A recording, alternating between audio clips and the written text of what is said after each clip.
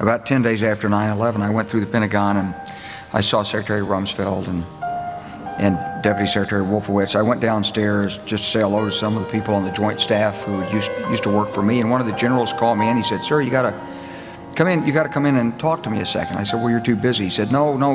He says, "We've made the decision. We're going to war with Iraq." This was on or about the 20th of September.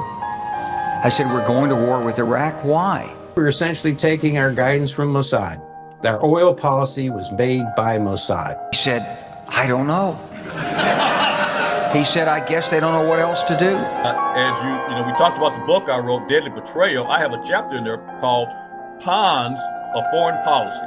We in the military, in which a lot of the military are sensing that now, is that we're used in these foreign policy agendas, not in defense of our country, but this so-called code slogan, defense of our interests. And what are those interests? Well, those interests are usually imperialism. So I said, "Well, did they find some information connecting Saddam to Al-Qaeda?" He said, No. He says, "There's nothing new that way. They just made the decision to go to war with Iraq." He said, "I guess it's like we don't know what to do about terrorists, but we got a good military and we can take down governments." And he said, "I guess if the only tool you have is a hammer, every problem has to look like a nail." So I came back to see him a few weeks later, and by that time we were bombing in Afghanistan. I said, "Are we still going to war with Iraq?" And he said, "Oh, it's worse than that."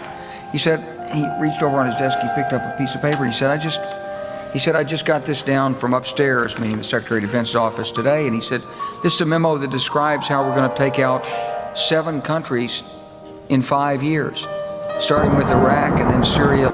And there was never this, there was never this no boots on the ground. I don't know where this keeps coming from. I will not put American boots on the ground in Syria. Lebanon, Libya, Somalia, Sudan, and finishing off Iran. I said, "Is it classified?" He said, "Yes, sir." I said, "Well, don't show it to me."